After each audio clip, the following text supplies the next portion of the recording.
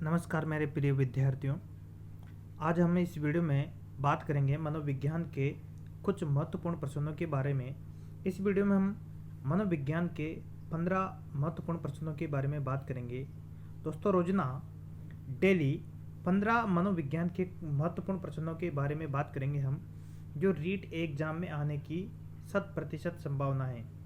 जितने भी क्वेश्चन आपको बताए जाएंगे वो बहुत ही ज़्यादा बेहद महत्वपूर्ण होंगे रीट के एग्ज़ाम के लिए। प्रत्येक रीट की तैयारी करने वाले विद्यार्थियों को ये वीडियो ज़रूर देखना चाहिए। रोजाना हम 15 क्वेश्चन करने वाले हैं। तो दोस्तों, शुरुआत करते हैं मनोविज्ञान के कुछ महत्वपूर्ण प्रश्नों के बारे में। तो दोस्तों, मनोविज्ञान का सबसे पहला प्रश्न है यहाँ पर, सीखने से संबंधित प्रतिक्रिया सिद्धांत में पावलोव ने किस पर प्रयोग किए थे। पावलोव ने जो प्रयोग किए थे दोस्तों, पावलोव रूसी मनोवैज्ञानिक था। पावलोव ने जो प्रयोग किए थे वह किस पर किए थे? कुत्ते पर किए थे। पावलोव ने अपने प्रयोग किस पर किए थे दोस्तों? कुत्ते पर किए थे।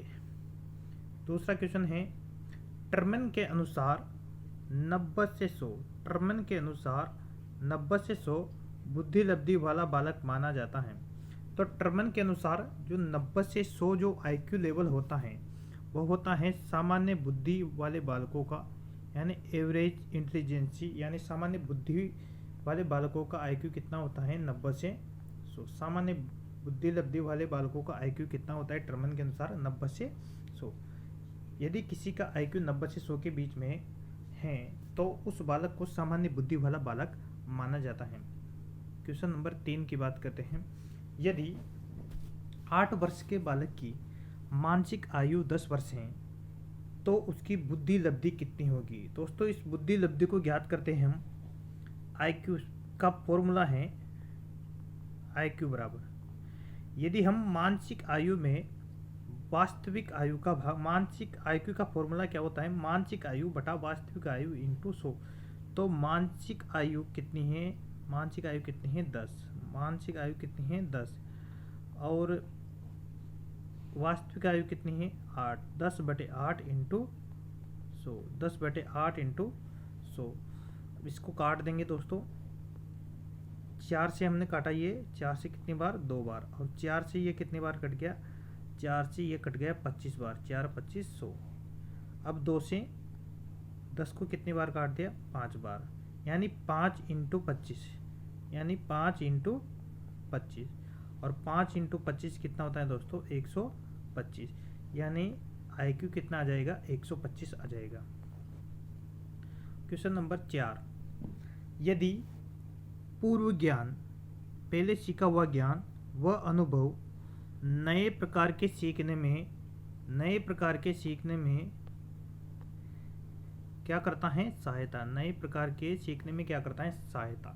यदि पहले से सीखा हुआ ज्ञान व अनुभव नए प्रकार के सीखने में यदि हम सहायता करता है तो उसे क्या कहा जाता है? तो उसे कहा जाता है दोस्तों सकारात्मक प्रशिक्षण स्थानांतरण या सकारात्मक अधिगम स्थानांतरण कहा जाता है। यदि पहले के द्वारा सीखा हुआ ज्ञान व अनुभव नए सीखने में सहायता करता है, हेल्प करता है, तो उसे क्या कहा जाएगा? अधिगम का सकारात्मक स्थानांतरण या सकारात्मक प्रशिक्षण स्थानांतरण। Question number 5। क्वेश्चन नंबर 5 है, क्रोध एवं भय प्रकार हैं। क्रोध एवं भय किसके प्रकार हैं? तो क्रोध एवं भय हैं संवेग के, यानी इमोशन के, ये क्या हैं? प्रकार हैं। क्रोध और भय क्या है? इमोशन के प्रकार हैं। जब व्यक्ति को क्रोध आता है, क्रोध नामक संवेग का जब जन्म होता है तो जो मूल प्रवृत्ति का जन्म होता है वो होता है युयुत्सा। युयुत्सा का मतलब होता है लड़ने की मूल प्रवृत्ति या युद्ध करने की मूल प्रवृत्ति। और जब भय नामक संवेग व्यक्ति के अंदर जन्म लेता है तो इसके फलस्वरूप जो मूल प्रवृत्ति जन्म लेती है मनुष्य के अंदर, वह लेती है पलायन। क्या जन्म लेती है? पलायन। तो ये हो गया क्वेश्चन नंबर 5, क्रोध एवं भय किसके प्रकार हैं? संवेग के प्रकार हैं। Question number 6।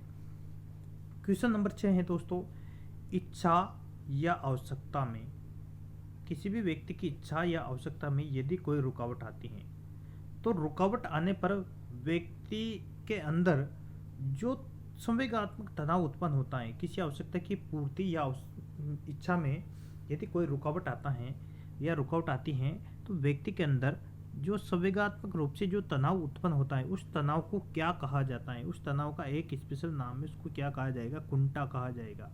यानी इच्छा और आवश्यकता में रुकावट पड़ने पर उससे उत्पन्न होने वाला संवेगात्मक तनाव क्या कहलाता है, कुंठा कहलाता है। Question number 7। क्वेश्चन नंबर 7 है विस्मृति कम करने। विस्मृति का मतलब होता है भूलना। विस्मृति का मतलब क्या होता है, याद किए हुए चीज को भूलना या याद ना आना। तो विस्मृति कम करने का उपाय है, विस्मृति कम करने का उपाय है, विस्मृति कम करने का उपाय है कि पाठ को व्यक्ति को क्या करना चाहिए, बार बार अभ्यास करना चाहिए, बार बार उसको पढ़ना चाहिए। यानी पाठ की पुनरावृत्ति ही विस्मृति कम करने का क्या है दोस्तों, उपाय है। तो ये हो गया question number 7। Question number 8। Question number 8 है दोस्तों कार्य को आरंभ करने, मतलब कार्य को शुरुआत करने, उसको जारी रखने, कंटिन्यूस रखने, नियमित करने की प्रक्रिया क्या कहलाती है। कार्य को आरंभ करने, जारी रखने और नियमित करने की जो प्रक्रिया है वह क्या कहलाती है, प्रेरणा कहलाती है। यानी प्रेरणा के माध्यम से ही किसी कार्य को आरंभ किया जाता है, जारी रख सकते हैं और उसको नियमित किया जाता है, तो ये कहलाती है प्रेरणा। क्वेश्चन नंबर 8 के बाद क्वेश्चन नंबर 9 की बात करते हैं। क्वेश्चन नंबर 9 है दोस्तों सूझ द्वारा। क्वेश्चन नंबर 9 क्या है, सूझ द्वारा सीखने के सिद्धांत का प्रतिपादन किया। तो सूझ द्वारा या अंतर्दृष्टि के द्वारा सीखने का जो सिद्धांत दिया था वह दिया था कोलर के द्वारा। कोलर ने सुल्तान चिंपैंजी पर प्रयोग किए थे, सुल्तान चिंपैंजी पर प्रयोग करके सूझ का सिद्धांत दिया था। तो इसका आंसर हो जाएगा सूझ द्वारा सीखने के सिद्धांत का प्रतिपादन किसने किया था, कोलर ने। इसने सुल्तान नामक चिंपैंजी पर क्या किए थे, प्रयोग किए थे। सुल्तान नामक चिंपैंजी पर इसने क्या किए थे, प्रयोग किए थे। Question number 10। क्वेश्चन नंबर 10 है छात्रों को कोई भी नवीन पाठ्य वस्तु सिखाने से पहले आप क्या करेंगे। तो दोस्तों किसी भी स्टूडेंट को कोई भी नई चीज़ यदि बताई जाती है तो नई चीज़ बताने से पहले हम क्या करेंगे, छात्र का जो पहले का ज्ञान है उस ज्ञान के लेवल को हम जांचने का प्रयास करेंगे। छात्र के पूर्व ज्ञान के स्तर को क्या करेंगे, पहचानेंगे कि छात्र को पहले से इस टॉपिक के बारे में क्या नॉलेज रखता है, इस टॉपिक से संबंधित उसके पास कितनी जानकारी है, इसको हम जानेंगे नई जानकारी प्रस्तुत करने से पहले। Question number 11। क्वेश्चन नंबर 11 है पियाजे संज्ञानात्मक विकास का सिद्धांत किसने दिया था दोस्तों, पियाजे ने दिया था। पियाजे के मूर्त संक्रियात्मक स्तर किस अवधि में होता है। दोस्तों पियाजे ने एक सिद्धांत दिया था, उस सिद्धांत का नाम था संज्ञानात्मक विकास का सिद्धांत। संज्ञानात्मक विकास का सिद्धांत, उसमें संज्ञानात्मक विकास की इन्होंने 4 अवस्था बताई थी। संज्ञानात्मक विकास की कितनी अवस्था बताई थी, 4 अवस्था इन्होंने बताई थी। तो उस 4 अवस्थाओं में से एक अवस्था है मूर्त संक्रियात्मक अवस्था या मूर्त संक्रियात्मक लेवल। ये जो अवस्था है यह अवस्था कहलाती है दोस्तों, ये तीसरे नंबर की अवस्था है। मूर्त संक्रियात्मक अवस्था पियाजे के तीसरे नंबर की अवस्था है। इसमें क्या है दोस्तों, मूर्त संक्रियात्मक स्तर की जो अवधि होती है उस अवधि को ध्यान रखने में, ये जो अवधि होती है वो होती है 7 से 11 वर्ष तक। पहली जो अवस्था है उस पहली अवस्था का कार्यकाल होता है दोस्तों 0 से 2 वर्ष, जिसे संवेदी गामक अवस्था कहा जाता है। इसके बाद जो अवस्था आती है वो आती है 2 से 7 वर्ष, इसे पूर्व संक्रियात्मक अवस्था कहा जाता है। उसके बाद तीसरे नंबर की अवस्था है 7 से 11 वर्ष, इसे क्या कहा जाता है, मूर्त संक्रियात्मक स्तर। और जो 11 के बाद जो आती हैं, 11 वर्ष के बाद जो आती हैं वो आती हैं औपचारिक संक्रियात्मक अवस्था। तो इस प्रकार से जीन पियाजे ने संज्ञानात्मक विकास की 4 अवस्था बताई थी, उसमें ये तीसरे नंबर की क्या है दोस्तों, अवस्था है जिसका कार्यकाल होता है, अवधि होती है मतलब 7 से 11 वर्ष। 7 से 11 वर्ष तक बच्चा मूर्त संक्रियात्मक स्तर पर रहता है। अगला क्वेश्चन है यहाँ पर दोस्तों, होल मनोवैज्ञानिक है एक। होल का जो सिद्धांत है ये किसकी व्याख्या करता है? होल का सिद्धांत किसकी व्याख्या करता है? तो होल का सिद्धांत जो व्याख्या करता है वह करता है किशोरों का मनोविज्ञान। किशोरों के मनोविज्ञान की क्या करता है? व्याख्या करता है होल का सिद्धांत। क्वेश्चन नंबर 13 काफ़ी इंपॉर्टेंट क्वेश्चन है, very very most important question. Question number 13 very very most important question.